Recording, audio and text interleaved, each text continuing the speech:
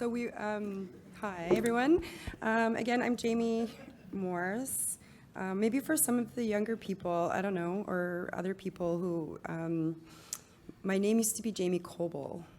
So that's my other name that I don't know if you identify me with that last name, but I've colonized my ex-husband's last name. That's funny. Come on, you guys. I colonized his last name. I made it Métis. It's not white anymore. Okay. So here with a panel of wonderful artists. We had a little session on the phone before, and we were talking about the different topics. And Liz facilitated that, and I forgot some of the topics. So we're going to do this in the best way possible because you guys remember, right? Okay. We got this. We got this. So I'm sorry about that.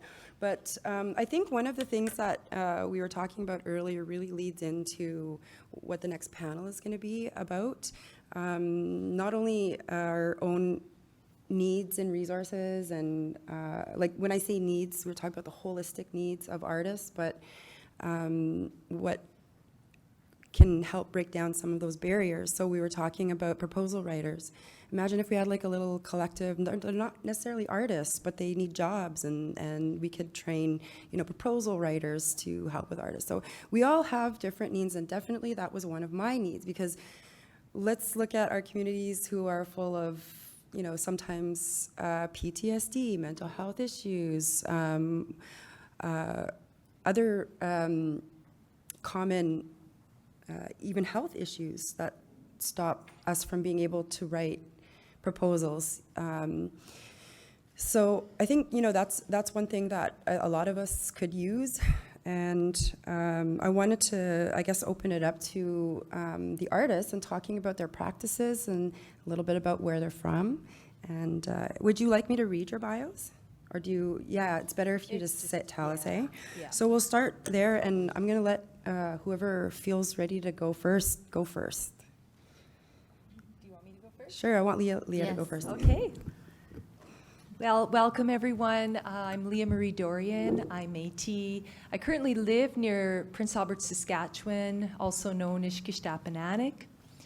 I come from the Cumberland House Dorion clan, so that northern river heritage just flows through these veins, and really nice to be here in Saskatoon by the South Saskatchewan River, kind of a peaceful place to be and share and learn and be with other Métis from our national community. I practice different types of art, and I think because I have been around so many creative people, I have a family that's deeply creative in the traditional arts, and a lot of younger generation now picking up contemporary Métis art. I kind of fused my practice with those two worlds. And I think that I think the root of my work is about a story and using whatever medium that crosses my path to tell a story. So my work is very conceptual. It's grounded in the oral history stories. It's kind of like finding, I should have been born 100 years ago, but here I am born in 1970. And, but I really have always, I'm kind of like Sherry Farrell-Rosette, like I just could sit in a collection and just look at the art of our grandmothers of days past. And I just think that has been my sole inspiration, is those traditional artist expressions of Métis women of days past. So I've taken a lot of storytelling to different medium, painting, children's books, recently sewing, which I want to do a shout out to Shushkitew Collective for funding our Métis ribbon skirt group show in Prince Albert. It's been a fantastic, fantastic. Thank you, Chimasi. I guess getting older now and, seeing those storytellers like Maria Campbell and all those beautiful grandmothers in our community, I feel an obligation in my practice to become a mentorship type person in my Métis community. And I have to, my little Danny Castle, Danny is one of the young ladies I've been working with to transfer knowledge and support her career as a future Métis community leader in our community. And I remember Maria always had young women with her. You know, she always, come on, young people. She pulled young people in. And I seen my Auntie Elsie Sanderson do the same thing. And as I get older, I see why those women set that standard for us, because it really enhances the two-way teaching process. We can take that tradition and new expression and merge them in a beautiful way. So that's sort of the hallmark of my philosophy, my practice, and I just so grateful to be in this conversation, because I think we all have something to contribute to the healing of the Métis artistic community, so we get a voice, so we can tell our stories in a safe environment. And I also have to acknowledge Karen Schmann and all the Gabriel Dumont people who have been advocates for all of us Métis. You know, they have the most glorious collection that has been developed. And without Gabriel Dumont Institute, no other gallery has done what they have single-handedly done. So thank you for listening, and I think I'm going to just pass it to you, Amy, if that's okay, Jaime? Yeah. Okay. Yeah, thanks. Thank you, Leah. I'm kind of nervous about this. I've never spoken from such a personal place before. Any speaking that I usually do is in my role at Gabriel Dumont Institute as a program coordinator, and so it's a business mindset role and not necessarily such a personal place, though my work is personal as well. My name is Amy Briley. I am Métis from Saskatoon. I was born and raised in Saskatoon, and I still call Saskatoon home, though I live just north of here in Warman, and I work in Saskatoon. So I was born Amy Gallagher. My grandfather, Joe Gallagher, is from this place as well. His mother was Eleanor Dumont. She was the daughter of Sarah Morin from Wood Mountain and granddaughter of Domitille Gravel and Marie Desjardins. Other women's names that I have to pay homage to are Marguerite Laframboise, Nancy Kipling, and Josephette Langer. I think it's really important that I say those names out loud, and I have them written down because I haven't quite memorized them, but they're women that I really respect, though I will never have the opportunity to meet them in person. I feel they very much live inside me. I'm extremely honored to be invited to this table. I'm feeling vulnerable, as I mentioned, and I'm very humbled because I'm sitting in a room among Métis artists, and I have to admit that I don't call myself an artist. I am a Métis woman who makes artistic things. And I'm sitting in a room looking at Sherry Farrell-Rosette and Janine Croce. I'm sitting next to Leah Dorion, and I'm trying to find my place as an artist among these amazing women.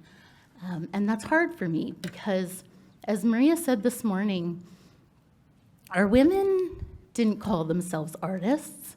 They were practitioners. They were makers of things that were used. You didn't sit at the kitchen table and say, Nancy Kipling wouldn't say to Domitille Gravel, hey, my girl, what's that piece of art you're making? Or show me that artistic thing that you gave to your husband. She'd say, how's that jacket coming along and that beadwork? Or she'd say, you know, how are those moccasins you made for your husband? But today, in contemporary times, we're looking at our pieces, particularly pieces that we've repatriated and we've brought home. And I admire what Gregory Schofield is doing with those pieces. And we sit with those items and we call them pieces of art. And we admire them and we feel honored to be in their presence, much the same as I feel honored to be in this room. And I make things. I make items that are beaded with a great deal of love, with a great deal of flaw. They're not perfect. The irony of putting a spirit bead in my work is that it's just going to happen because it is flawed. And I can say, oh, I did that because, you know, I'm doing what I'm supposed to do. But no, it's just what it is. And then having, you know, GD Local 11 say, let's put these octopus bags that we made into a show, and then that show then carrying on to the Remai. is a huge thing, and something that we need to really realize that we are becoming artists, and that women and men who are making contemporary items are making pieces of art.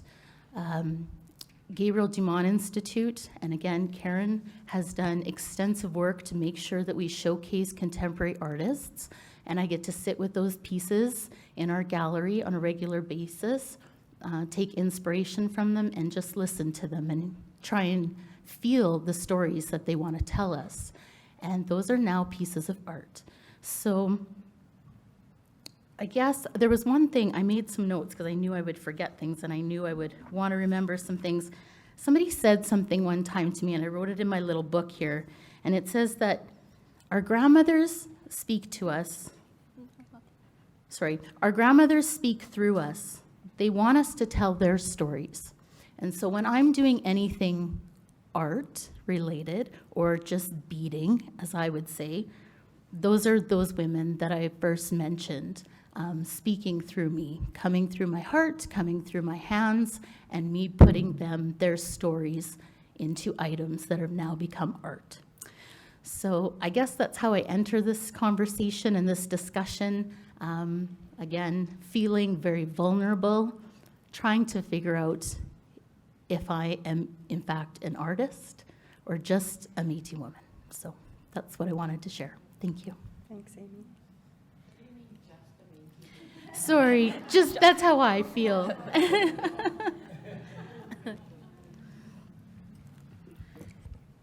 Great. Okay. Thanks for sharing to the both of you. My name's Audie Murray. I'm very grateful and excited to be here today and have a chance to talk and share my thoughts with you all.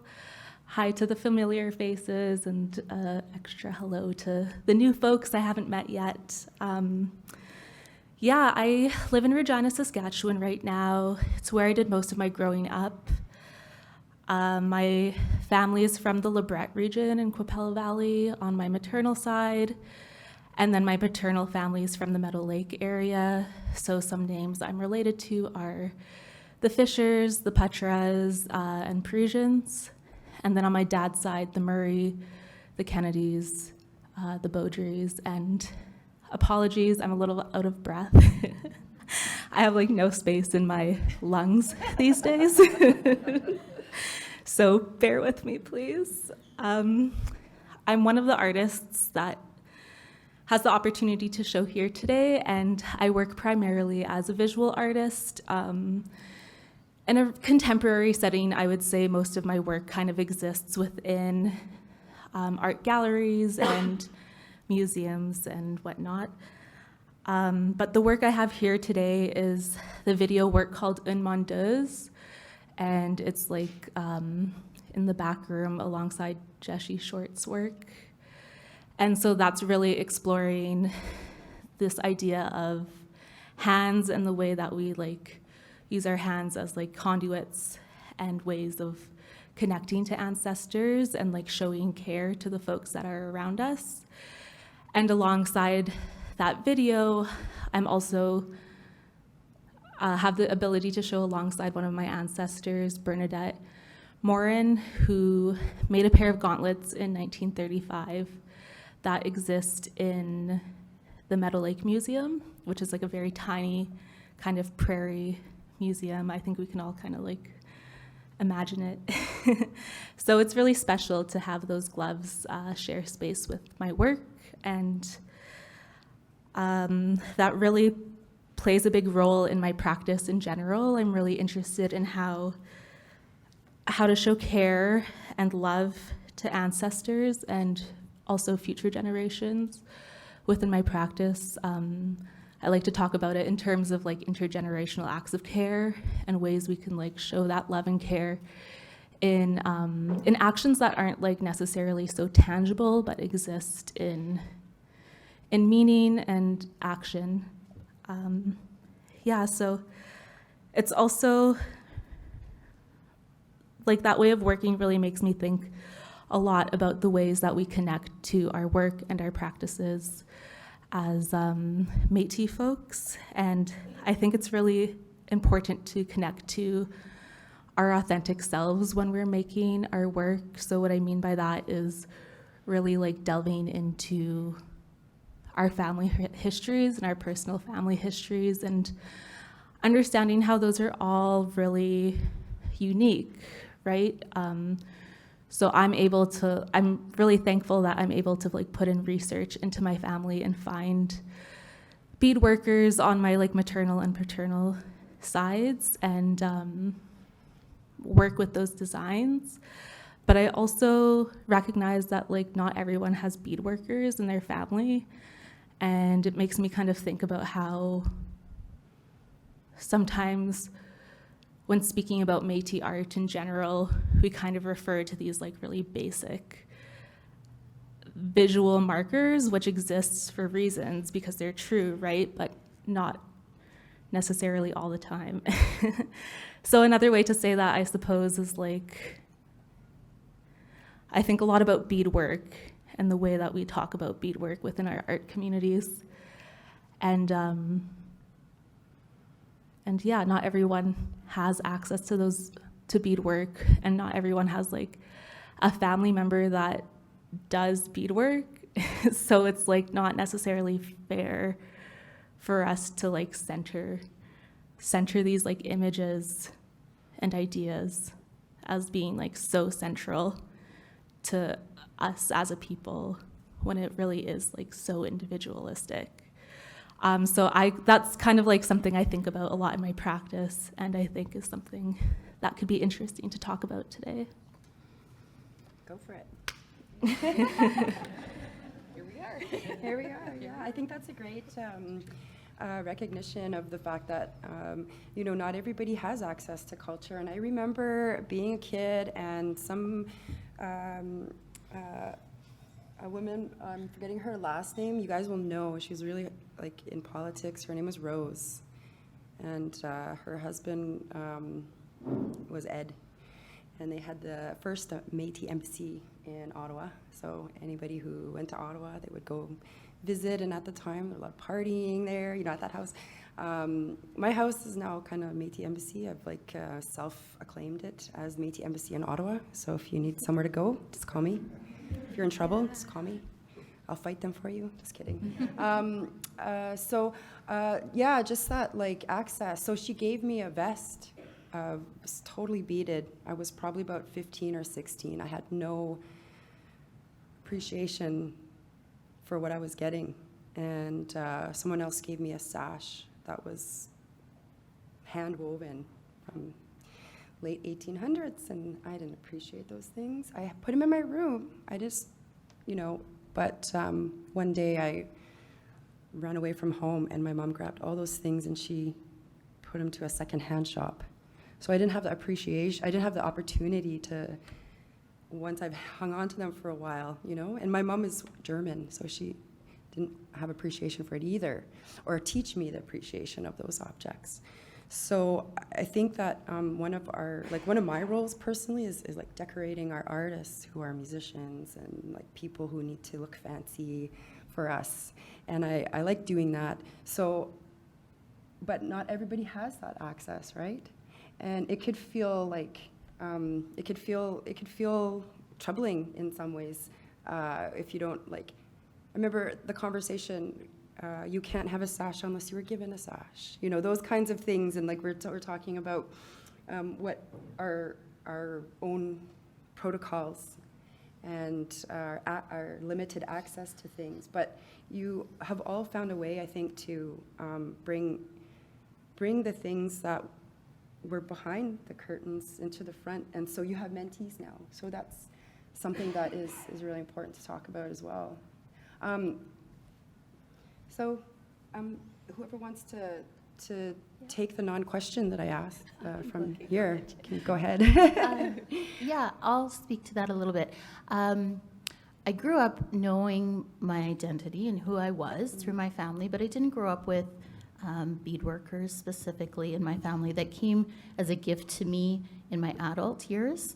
I always credit Karen specifically and Gabriel Dumont Institute for making sure that space exists for us as staff to be able to learn practices and learn protocols and other teachings. And then, of course, to Gregory Schofield, who I just happened to be there on the right day when he was in our office, and he's mentored me since then to learn how to make do beadwork and make moccasins and other items. I think one of the important things, and I think we do it at Gabriel Dumont Institute very well, is create resources that people can then learn. And we identified that, yeah, not everybody has that in their family, and I know I didn't.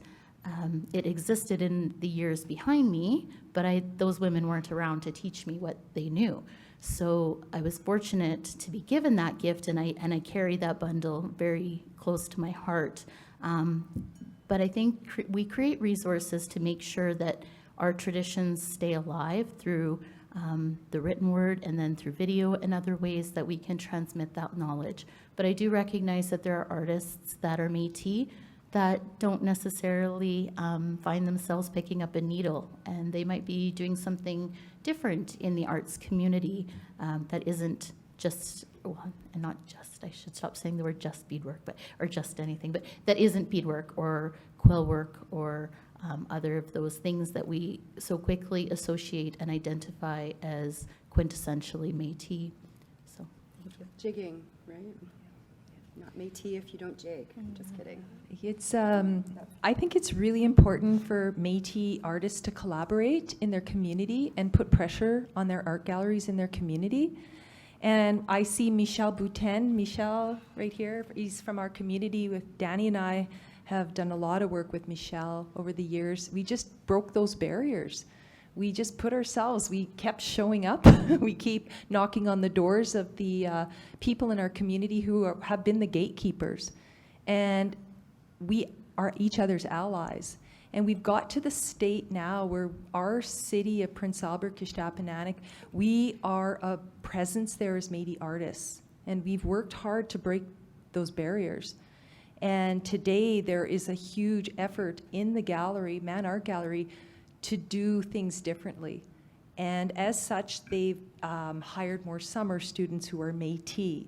They have actually more Métis exhibitions. There's an exhibition, Jim Brady's photos are in PA, the show from Paul and Marcel? Yeah, Marcel Petit. We're having an opening there, and then we have our Métis ribbon skirts made by our women telling their own story. And I really believe it's because of the hard work of Michelle and people like Danny, who had a small position there, and myself being constantly a voice for Métis getting our time. And I know that it's really made a difference. And it takes a little bit of persistence, and you have to squeak and do a few things, but I think that we've opened some doors, and I just encourage people to go to those institutions. Like you said, a small museum, those are great places to show up on their door all the time, try a couple workshops, you know, and that's how we've made some inroads. So if you're interested in some of their stuff that's going on at Man Art Gallery, they're online, and there's some really good information about the 2 shows currently up that feature Métis art. Got to thank them. And it's because of us being persistent, you know, coming out there and showing up and dropping in, having tea, taking people for lunch, and it works. I love that. I like that. Yeah. Thank you. I see. Audie? Yeah, something I wanted to say that I'll just take the opportunity now is that I really appreciate the way the show's curated. Like I mentioned, like I usually show like alongside other contemporary artists, not necessarily in like specific shows for like Métis folks. So this is like a little bit of a different vibe for me, I guess, in a lot of ways, and I really appreciate the merging of like contemporary artwork. So people that are just kind of like exploring different ways to work with materials or with images or tell stories. And putting that alongside more like community-orientated pieces, like all the octopus bags that are also like really contemporary work because they've been made like very recently, but they also share this really old like visual language, and then having that alongside artists that were like never alive when they were like able to identify themselves as artists. So like the grandmother artists and whatnot. So I guess I just wanted to say, like, I really see how this is kind of like an expansion of different ways of working with different materials and ways of working with like our cultural histories and merging that with art, because art is it's a big word. Like it's hard to identify art. Like when I think of art, I think it's quite different than like what the two of you think of, you know? So I think it's really interesting how you're grappling, Amy, with like this idea of calling yourself an artist, because there's so many ways to define that, and maybe being more specific about that could be helpful. I mean, I have a hard time calling myself an artist. I feel like I need to be like, I'm a visual artist that like only works in this way, and like I really only want my work to be understood in this specific context, and yeah, but it still all falls under the same umbrella. Yeah, thanks, Audie. I was just thinking about, you're like, wow, that's such a loud voice behind me. I was thinking about that too when I first, started drawing. And it was hard to think of the artist was someone who did a mural on the side of Tag's grocery store, And when I moved to Ottawa and I went to so many exhibitions, I'm like, we're all artists. If that person can make that, you're an artist. So not... And that comes from a place of not understanding the categories of contemporary art and modern art and all that stuff. But, there's an element to who we are as owning ourselves that includes creativity and, being an artist, an obligation to do creativity and share it. But yeah, is there anything else that you'd like to share, and maybe questions too? Was that on the list? If anybody had questions for the artists? You did. Okay. I love that. We're new world. Yeah. But for now, before I get there, I just wanted to ask questions maybe to the panelists about how are you being supported? We didn't talk about that. We talked about how we support and how we make movements, but how are you being supported? Yeah. You want to go first? No. The mentorship stuff was great too, like even Okay, with Kevin. for And, sure. yeah. Well, yeah, support is, there is a lot of gaps that I've seen now being in the community, especially with our Métis community, is having artist representation that's ethical. And that is huge. And I tell any young entrepreneur, if you have the gumption to go represent artists and, make some freelance agreements, because the Métis artists are not getting representation. And if they do, there's a lot of undervaluing, selling things for very cheap, losing that chain of ownership. And I just see, and I've seen it for myself, is just we need some Métis professional art representation to pitch artists' work, pitch shows, maybe help them find commissioned clients, and help them with that process for an ethical fee.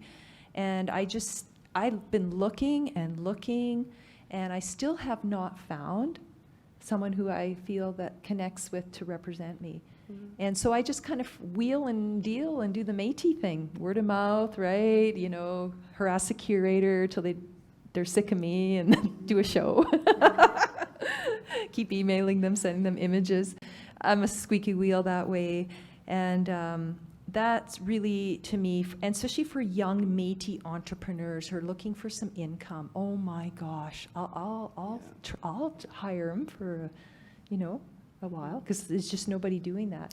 Yeah, and just to add to that, I think some people don't know that we need that. And if they knew, the young Métis people who are interested in communications and administration, arts administration, if they knew, then maybe they would we could connect, right? Yeah, like Karen Schmond said, a lot of our community artists just don't want to do the proposal and the reporting and uploading images and doing all that. Like, they want to create, and it really draws from artistic practice. So Yeah. having those professionals who get your culture, they can bridge the tech divide. Like Danny laughs at me because she's like, I need to update your website, Leah. My God, you've got to, I'm like, yeah, one day. I'm like, maybe I should have somebody do a media marketing strategy. But at this moment, it's just not a priority for me, but it does need to be done. Yeah. But I don't just trust anyone with that narrative either, right? So that would be a huge niche of income. And I know a lot of artists would love to approach an ethical art representative and support them. Do you mean like a gallery space?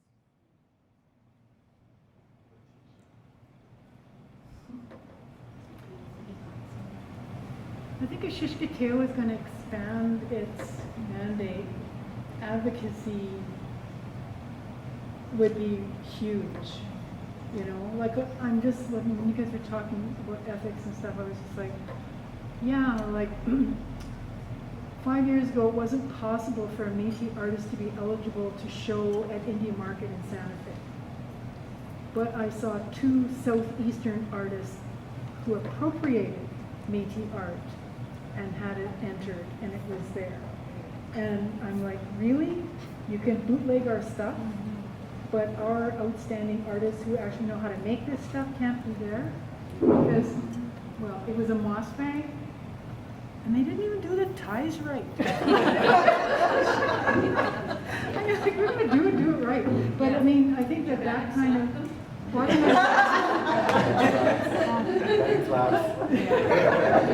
I think that kind of advocacy and accountability is something that is difficult for individual artists to do.